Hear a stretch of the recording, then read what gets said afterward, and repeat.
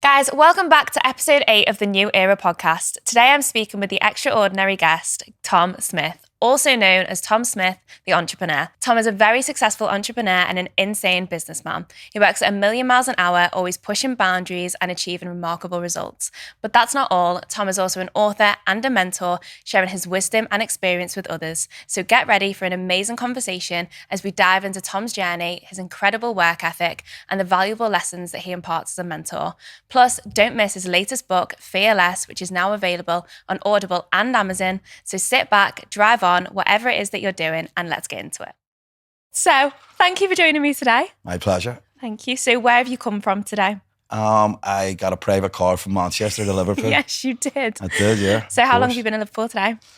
I've been here for 4 hours. I've had back-to-back meetings. I've had Manchester back-to-back meetings all morning. And I'm just buzzing. Thanks for having me today. I know, I'm so excited to have you. So obviously, I know a little bit about you, but I really want obviously the viewers and the listeners to get to know you a little bit more. So let's go. What is the story of Tom Smyth? I'm a guy from Belfast. I grew up in a war. I was born in 1974. My mum and dad are still alive. I'm very lucky. They're both 71 years old. But when we grew up in Northern Ireland, we were flat ass broke. You know, there was no money. And the war was raging. We grew up in a house full of love. My mum and dad were really amazing parents and still are. But like most people growing up in the 1970s, we did not have any money. And I remember sometimes my mummy would have said, there's a power cut, because there was always power cuts with bombs. Yeah. But there wasn't a power cut. We couldn't pay the electricity sometimes. Yeah. And I remember going to school sometimes, my mum and dad would have used the news as sat-nav, because sometimes we would have had to navigate where somebody was killed or where a bomb went off. And our abnormal life was just normal, you know. So this is what it was like growing up. Yeah. But that resilience really, it either makes you or breaks you, and it made me. At the age of 10 years old, my friends were always running about with the best of trainees and tracksuits and stuff. Yeah. And my mum and dad taught us amazing core values that they didn't believe in debt. Yeah. So my friends were all getting all the clothes from K's catalogue and all these mad things. But I decided to get a job in a fish and chip shop. And the young entrepreneur was born at the age of 10. And I was the kid that worked out the back of the chippy, that made the chips. And I remember in the cold of winter, standing in a hot bucket of water, shivering, just to stay warm out the back of that chip shop. And I get paid £10 a week for working 5 days. It's crazy. And it was, you know, sometimes I would have looked at my money box and realised I put that money there. It was you that did that. Yeah. And sometimes I'd have bought my own trainees or my own tracksuit. And it just taught me amazing values. Yeah, because you've worked for that. You're not in debt. You've grafted. And it really, you know, it really does give you substance. Yeah. Going through school, I wasn't really interested in school. You know, I remember one of the times my teacher just says to me in physics, just look out the window, son. Yeah. Because I just wasn't attached to what was going on. And then when I left school and stuff, I became a young contractor.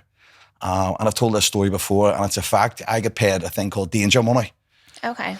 Because when I was growing up in this war, I had an opportunity to work for the security forces. Okay. And as a young contractor, I had men working for me, but we worked for the police and the army. Yeah. So we were a target. And I remember one time working on the police forensic lab, and the policeman come running out and says, get off the roof. I'm like, what's wrong? He says, there's a sniper in the forest, get off the roof. No. So we all got down and had our lunch. And then you seen the helicopters going up, you seen the soldiers all get into the forest. So then you knew whoever was there was gone. So we just got back on the roof and started putting the roof on again. So like I said, that abnormal life just became our normal life. Yeah, I think it's so interesting to know, because this was something I wanted to cover, was obviously you growing up in Belfast. So do you think the reason you are the way you are today and how hard you work now is because of your upbringing? Yeah, like I just got goosebumps there. You know, our city is full of people that are resilient. Yeah. You know, we've been to hell and back. Yeah. And our city now is a bounce back city, you know, where we have went from bombs and terror and murder and death. Like I think it was just under 3,500 people died in a 30-year conflict, which is half an hour away from here on an airplane. It's mad, isn't happening in the UK. You know, it's hard to believe. And it's not that long ago. No, well, it seems like 2 minutes ago to me. You know, I grew up in it, and I never thought in my life that I had ever seen peace. Yeah. You know, you never thought it was ever going to happen. When when the organisations all came together and peace was found through the Good Friday Agreement, it's an amazing, you know, conviction to those people that got that peace treaty through, because our whole country flourished. And now it's great to see young people growing up And the religious divide's not really there anymore. Yeah, no, it's crazy that you've managed to like come through that and now here you are today. Yeah, and like I'm so proud of our community leaders. I'm so proud of Belfast. I'm so proud of Northern Ireland, whatever people want to call it. Yeah. But like I love my country and I love my city. Very proud of it. I really want to go. So my dad's going this year. Yeah, you'd love it. Like. I really want to go. He's so excited. It's a great place. I've got is it Drogheda? Drogheda. That's where my family originally from. Really? Yeah, I only found out on Saturday. I bumped into an that's in Southern Ireland. Yeah. So beautiful place. I think that's where they're off. But so tell me a little bit more about your businesses, what you've done, where you are now, what you've got going on.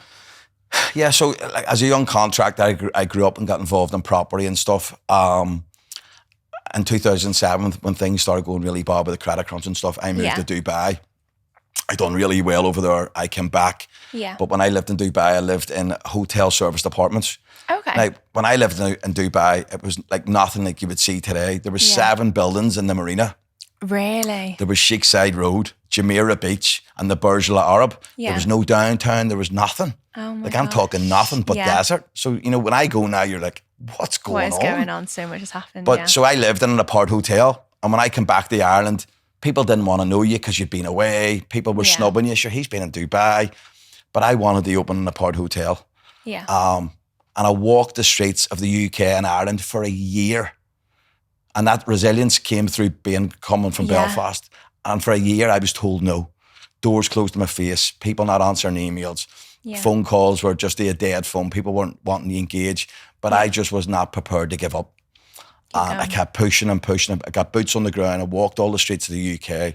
And when you look at it in society nowadays, people give up so easily after a day or a week. I think I actually think that's because of social media as well, because people show that everything is so easy and it's not.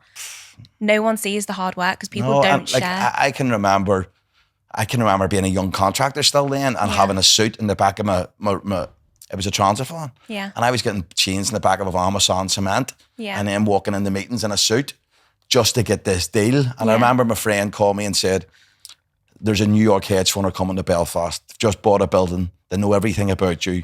Your name's down for 70 apartments. Oh my God. And I'm like, oh my goodness, this is amazing. Yeah. And he called me and I was in DW gym and he says to me, Marathon have said no. And I'm like, really? And he says, they've said no to a 5-year deal and yes to a 3.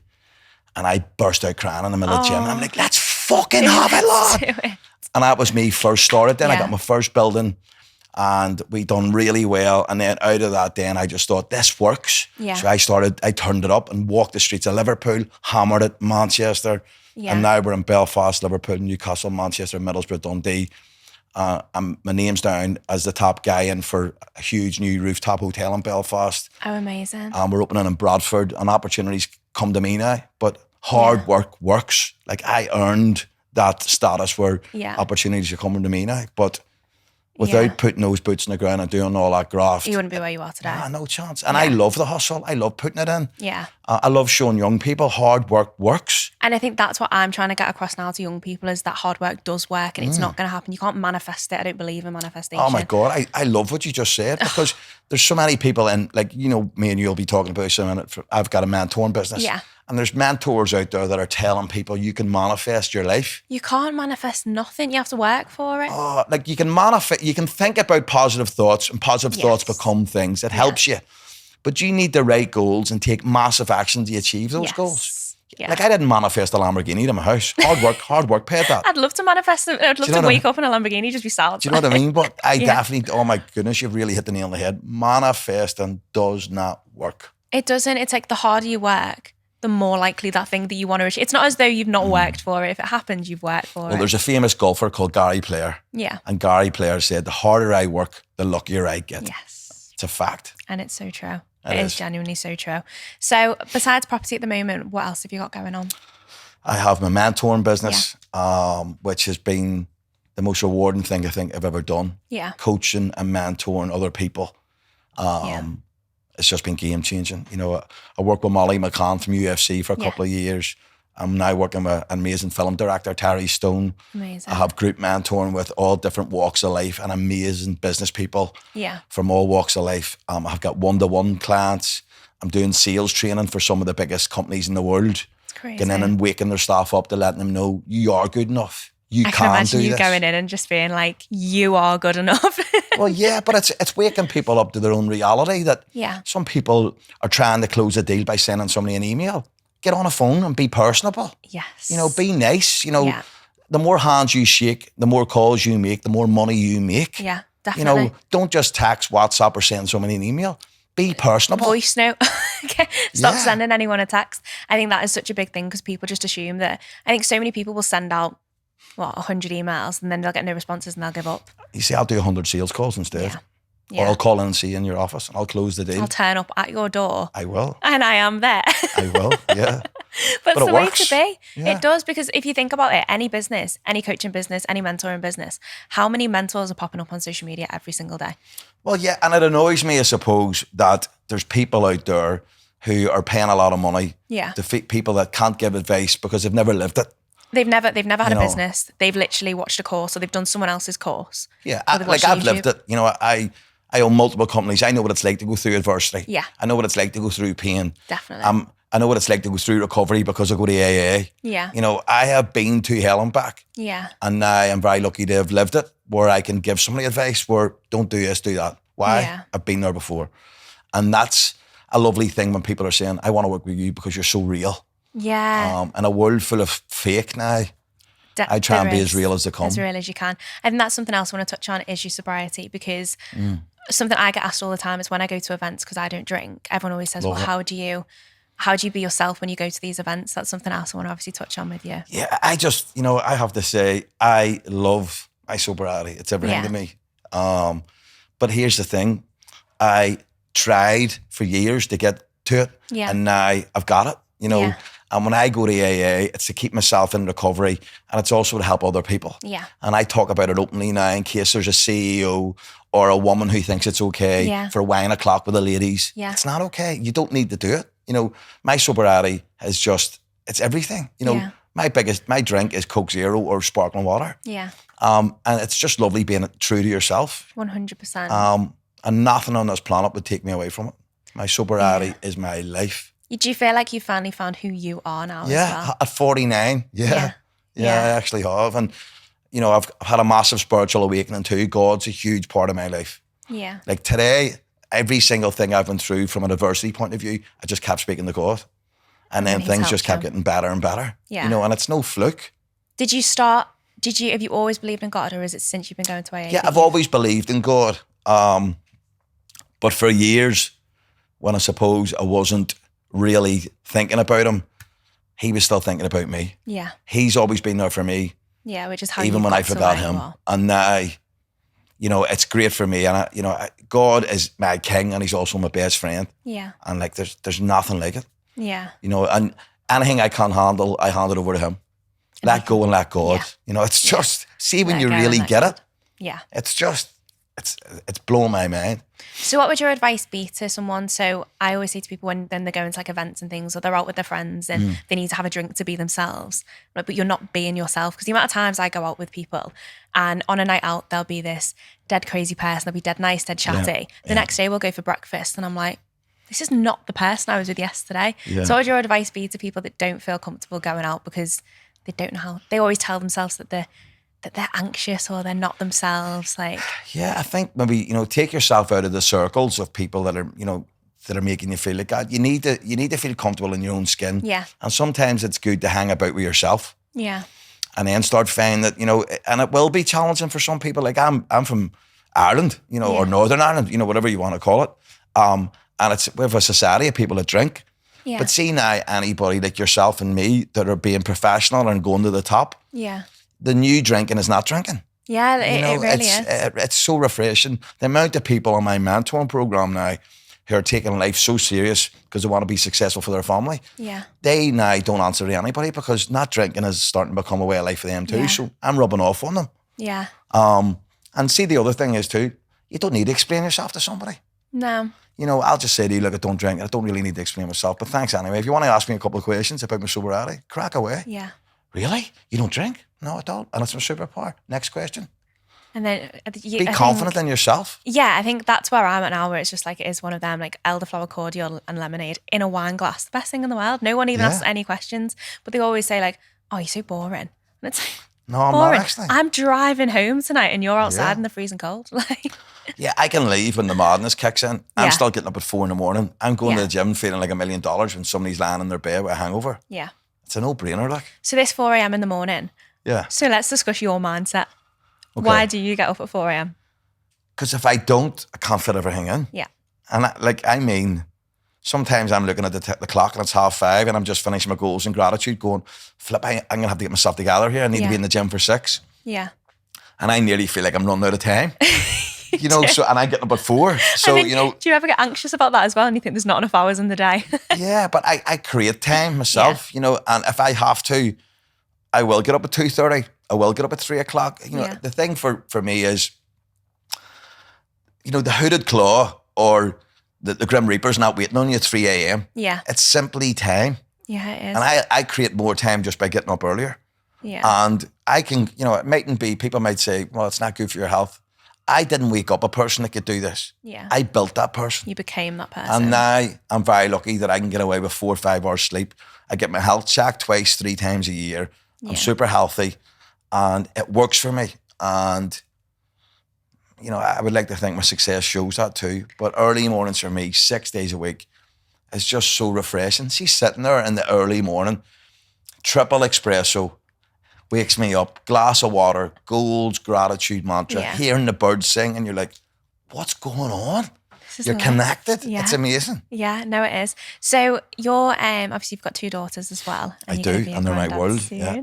You're going to be a granddad in July. I'm going to be a granddad, yeah. Congratulations. Can't believe it. I'm so delighted. I know, that is so exciting. And my daughter who's having a baby, Rihanna, sent me a video the other day showing a guy in England who's got a Lambo and he fits the baby's pram in the Lambo. And I'm like, yes! Because I know it fits now. So have to get your priorities right. I love that. But yeah, and it's going to be a little girl too. Oh, congratulations. And girls are the best. Like, oh, we are. Girls are the best. Yeah, we are. Boys are nightmares. Hard work. Yeah, but I can't wait. It's just a blessing. And what a miracle, a little baby. Yeah. I can't wait. Like. So how do you think your mindset then and how you've brought them up has impacted them as well? Well, yeah, I'm delighted. Like my 16-year-old the other day says, Daddy, I done an hour on the stair climber. Did she? 16, yeah. She's the lead singer in the school play in Sister Act. She's Dolores. Yeah. She finished her GCSEs and within about 2 hours, she started her first part-time job in Boots.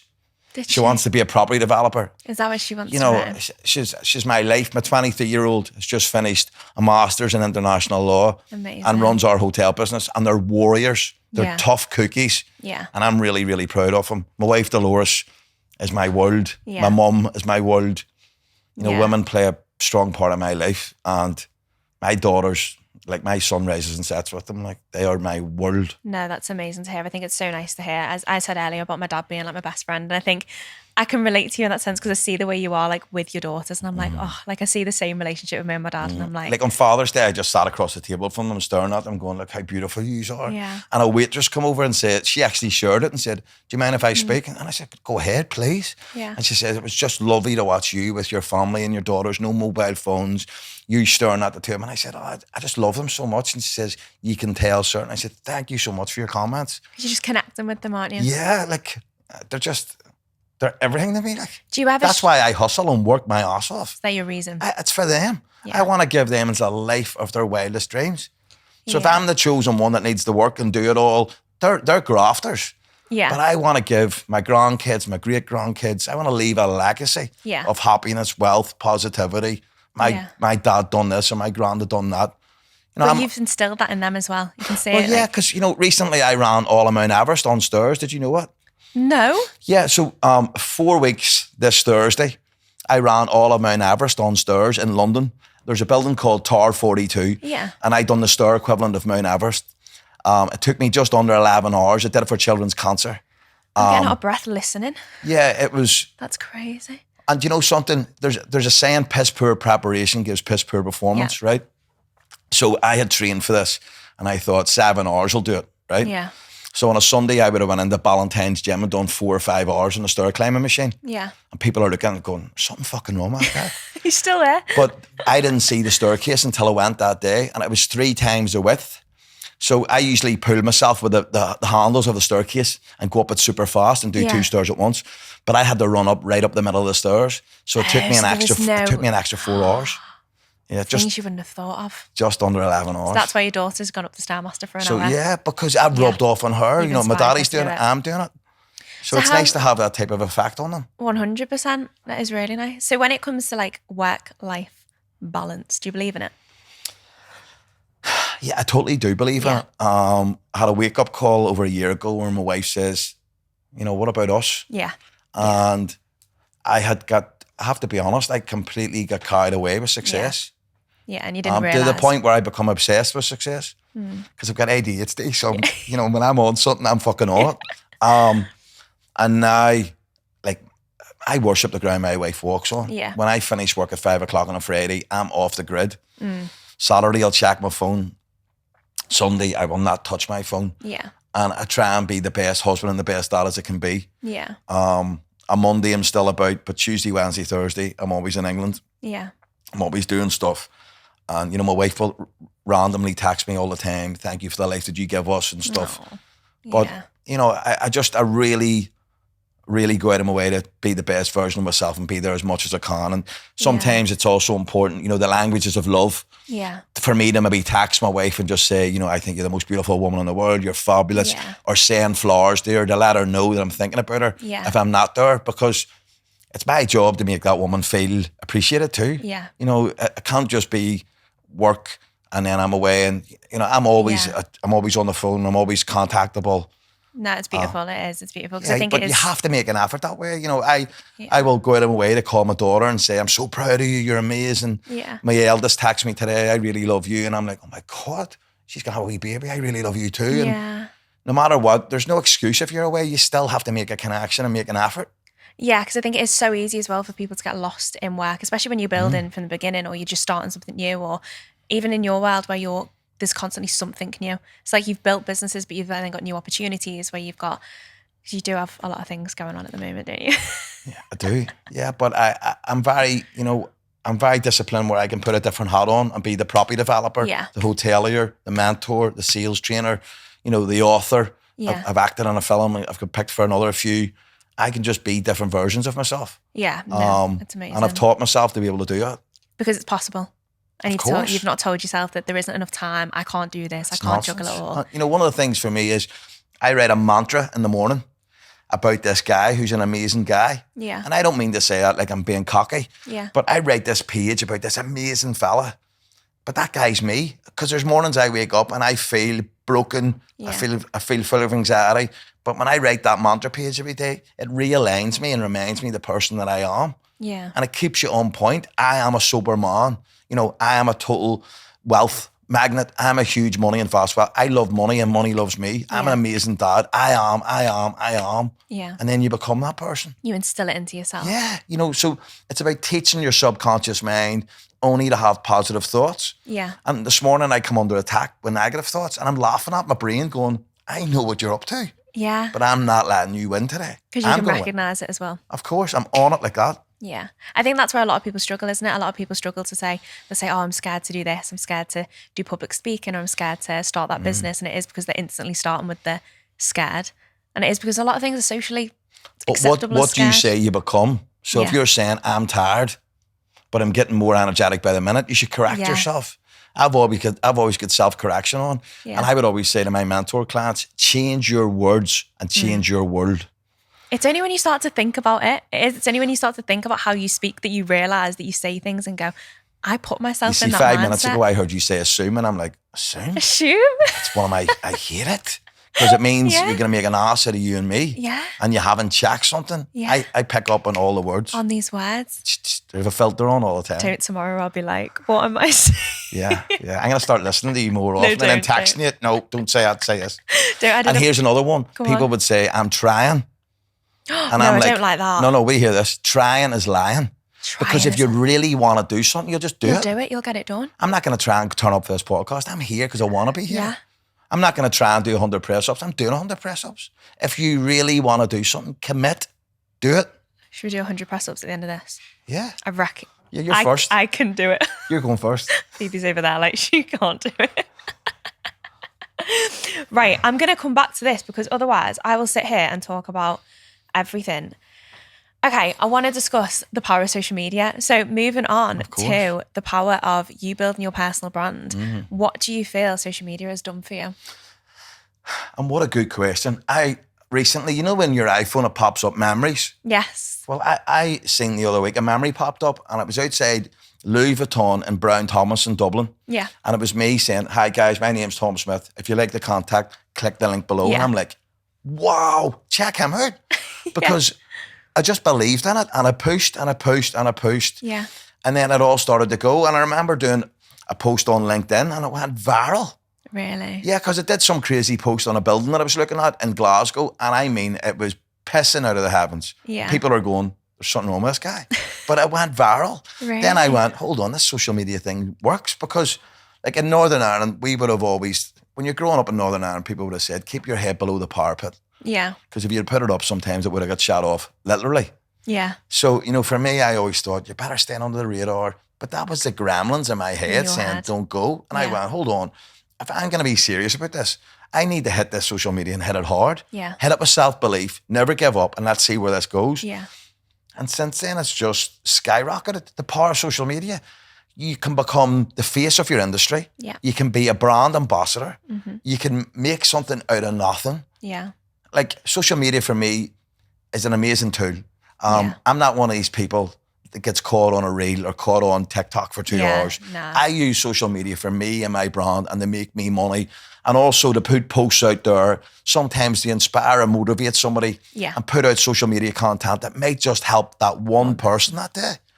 But for anybody who's a serious business person, I'm spitting. It's such an amazing, powerful tool. Oh, 100%. It's incredible. And it shouldn't be there to break you. It's there to make you. And see the haters, line them up. Yeah. It's part of the process. It is part of the process. And not everyone's going to like you anyway, are they? No. So people will just come for you on social media. Yeah, I do get a few. We get loads of fake accounts. It is. It's jealousy. Just embrace it. What have you got the blue tick on Instagram? I do. What are your views on the new blue tick and that everyone's being able to get it or being able to apply for it? I think if anybody is getting it or they're buying it, you know, why not? I genuinely think it's one of the best things because I get fake accounts. If it helps authenticate somebody and shows that they're real, it also cuts out fraud and all the fake accounts. Yeah. At any one time, I have about 10 fake accounts. Yeah. So, you know. It's all the time, isn't it? Because the main hate I've had lately is people going, oh, you've bought your blue tick. Do you know what I mean? But it's like. But the opinion of sheep does not matter to a female wolf. Exactly. So do not listen to the opinion of fools. Ever. That was one of my next questions is what would you say to people that give you hate on social media? But that is such I've never read a comment in my life. You know, somebody said to me recently, how do you deal with the haters? And I'm like, what haters? And I genuinely need to look at it and say, you know, I'm that busy becoming successful and trying to make a huge life for myself. I have no time to worry about what somebody's hating on me. Yeah. Like I really don't give, I don't want to curse. I don't care. I don't care at all. No, it's the best for you to have. Somebody I suppose growing up in a world where I didn't have social media. Yeah. But growing up with sectarian hatred. Yeah. We're in a community where both sides hated each other. Yeah. It's nearly laughable that somebody's hating on you on social media because I know what it's like to see real hatred and it's horrific. Yeah. So hatred on social media, I think it's horrible for kids. Yeah. I think it's horrible if somebody wants to be a hater. Yeah. You know, I really do. You know, why don't go and put your time into being something positive or go and read the Bible or, you know, go and listen to a podcast. That is something that I've not actually discussed with anyone is kind of like the hater's perspective as to why they're doing that in the beginning. So rather than like how you feel with it, like receiving. But then there's also sometimes a different side where somebody might be so unhappy or they've something going on in their life that unfortunately they need to end up hating on somebody because they've got so much pain inside. So there could be that side of it too. And you know something, I get all of it. I understand all of it. And if somebody wants to hate on me, well, line them all up because watch this space. I'm going to really go super big. Yeah. And if the haters start coming out of the woodwork more, it is what it is. Like, I just do not care at all. Yeah. No, it's a good perspective to have. Water off a duck's back. Exactly. So what would your advice be then to someone that wants to start building their personal brand but is fearful, uses the word fear? It says that they're too scared to put their face out there because I get hit with that all the time. They say I'm too nervous to put my face out there. What will people think of me? What will my friends think of me? And what would my family think? I get a lot of that as well. number one, you need to get over yourself. Yeah. You're not that important to start worrying about what everybody else is going to think about you. If you are serious about developing yourself, you need to get over it. Fear is false events appearing real. Yeah. You're going to come under attack from self-doubt. You need to push past all those boundaries. Yeah. You will continue to come under attack all of your life. Like the billionaires and the millionaires and the Grant Cardones, I'm sure Grant still gets attacked. Yeah. All of those people, it's just part of life, but you have to get over it. Yeah. Or you're never going to get started. Stop talking about it and take massive action and do it. And do it and get it done. Definitely. And just go through all the pain, the fear barriers. You need to go through all of them. Yeah, exactly. I went to an event the other day and someone said to me, they're like, how would you do it? I thought, I really don't know how to advise on this because it is a case of just going for it. Like I genuinely just But how do you do it? You didn't think it, you just did it. You just did it. That's the difference. So it's struggling to come up with the advice on how to do it because you're then creating the advice on how to do it, but it's not advice that you followed in the beginning. Yeah, for me, it's just do it. Totally believe in yourself. Go after it like your life depends on it because it does. Don't let the opinion of other people hold you back because even, you touched on family. My amazing mum would say things to me like, son, don't be working so much. But she's putting that impression on me because she cares. Yeah. So like she just wants me to do less because she loves me. Yeah. There's other people that will be projecting their failure onto you because they don't want to. Why are you working so much? And why are you doing a podcast? Yeah. Abigail, what? And they're projecting their failures onto you because they want to hold you back. So that's why I said to you, be careful whose opinion you listen to. Definitely. I'll only listen to people's opinion who's doing 100 times better than me. Yeah. And usually their opinion is something that to help me become better. Yeah, I am like that. I shut off from the rest of the world. I don't listen to the opinion of people that don't know what they're talking about. No, I really don't. don't. Agree. I'm the same. I just want to touch then on Grant Cardone. So you've got something coming up, haven't you? I do, yeah. I listened to 10 Acts, his book, during COVID, found a massive connection with those guys. Yeah. I then wanted to reach out and become part of his program and become part of his team and things like that. And, my wife says, like, how are you going to do this? And I'm like, I'm going to do it. I've got a magic trick. And she says, what is it? And I said, I'm going to send a donut delivery to his office. So I sent an $850 donut delivery to his office for 250 people. And I've got the video. I'll show you the videos. And they're all like, hey, Tom, thank you. And all of this was me starting to get a connection with these people for them. Like, who's this Irish guy sending us donuts? Sending us donuts. I then started sending videos of me through COVID and all the wins that I was having. As hotels were closing, my apart hotel business boomed. Yeah. So I was sending them videos to Miami going, guys, I believe in 10 Acts. I'm a 10 Acts guy. I believe in what Mr. Cardone speaks. Yeah. But then they started sending me my videos back of all of his team watching these videos going, this is Tom from Belfast, one of our 10. I'm like, what the fuck? You've done it. And it worked. Yeah. I connected. Then Grant sent me a video saying, hey, Tom, really looking forward to partnering up with you. And I'm like, what's going on? Yeah. I then became a licensee. I met Grant last year at 10 Acts. Amazing. I was sitting front row, seeing Donald Trump, Grant. And I'm like, hard work pays off. Yeah.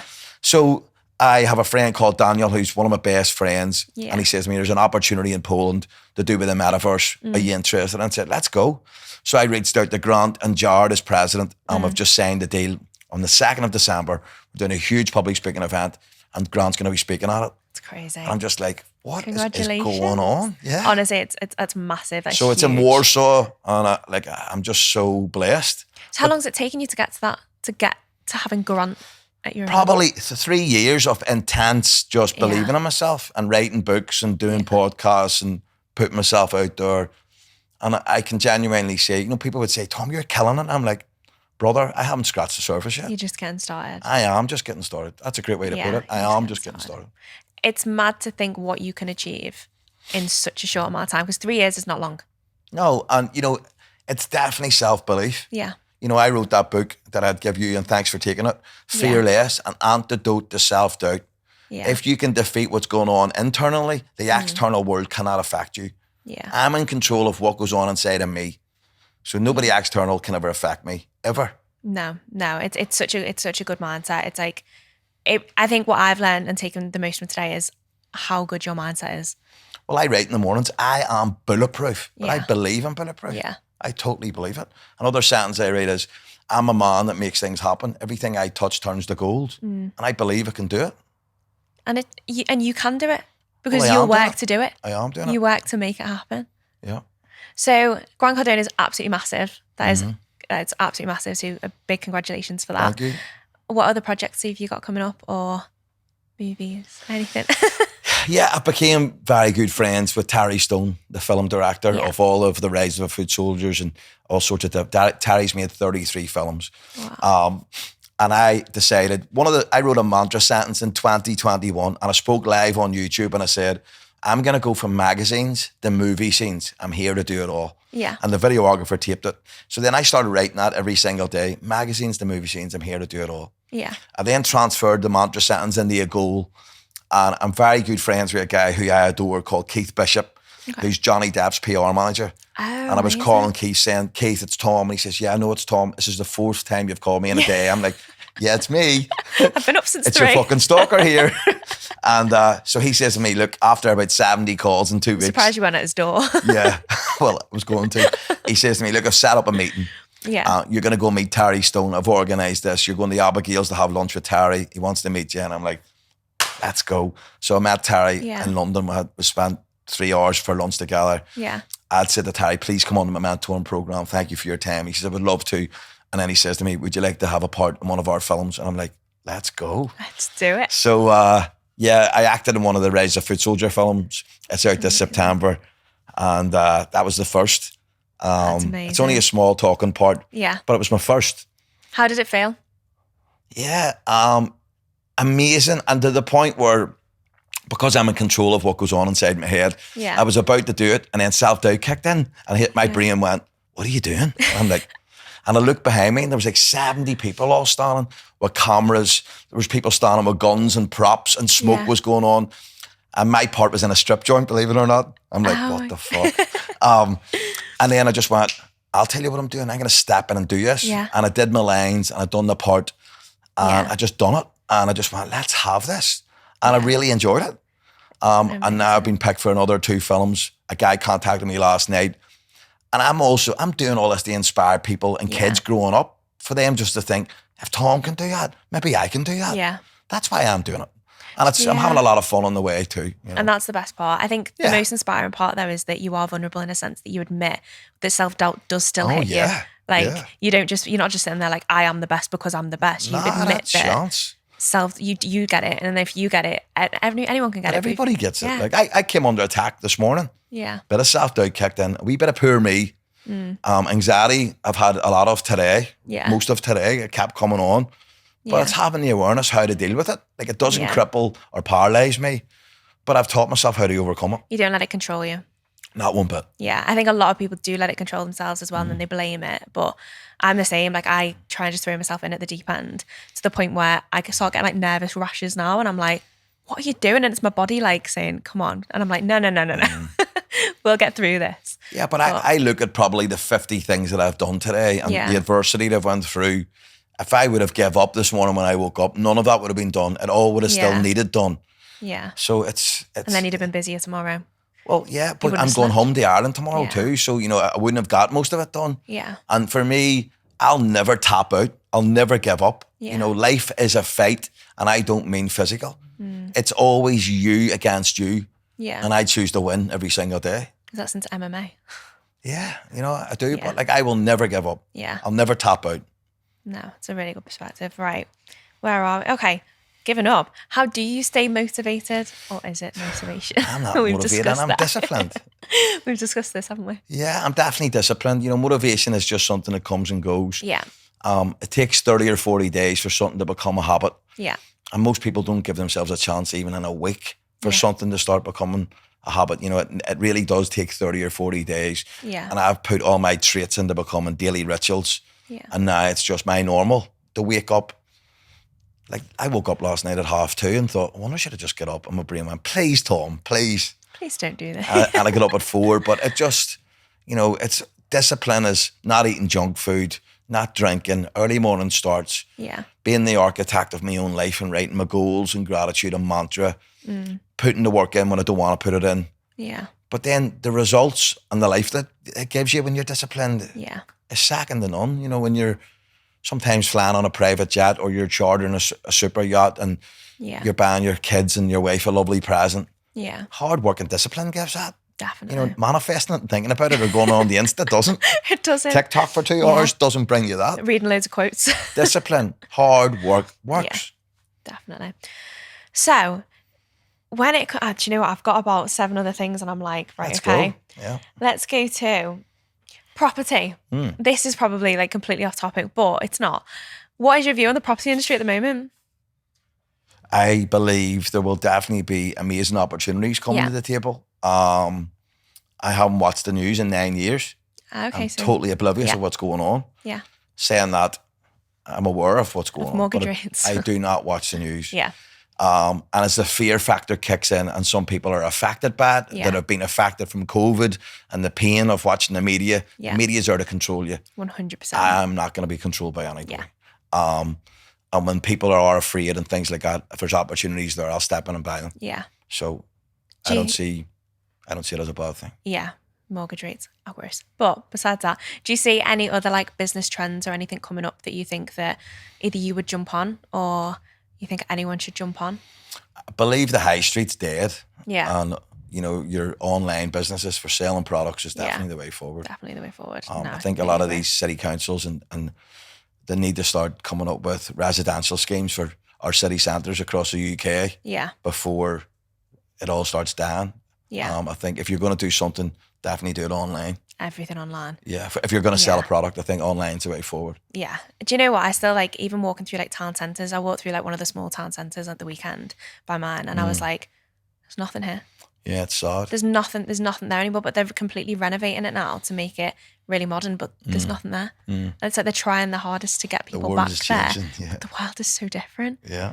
And I must admit, online doesn't suit me. I love getting in and touching and feeling something and buying it. Yeah. But, like my kids don't. Our door, my wife knows the Amazon driver better than me. I'm like, what the fuck? Our door's bomb. It's got Robert T. Yeah, but. I know, it's crazy.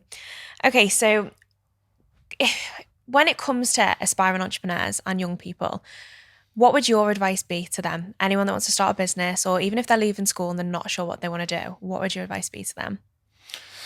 The biggest thing for me that's changed my life when I found it was writing goals. Once you start writing goals and realizing, hold on, this works. Yeah. Get behind your goal, totally focus on it, give it absolutely everything, and see if it doesn't work. That's okay too. Try something else, but give it 100%, give it 1,000,000%. Because do you know something? If you really are committed, it's probably going to work. Yeah. And people say, a nice kid sent me a text message last night, but what happens if this doesn't work? And what happens if this doesn't work? And I text him back, what if it does? What if it does? Like, what if it does work? Like, you've got, what is it when they say, like, fear has killed more dreams than failure ever has? Of course. Because it is. Oh, no, so many, like, I know guys back home in Northern Ireland that could have been professional footballers and stuff. Yeah.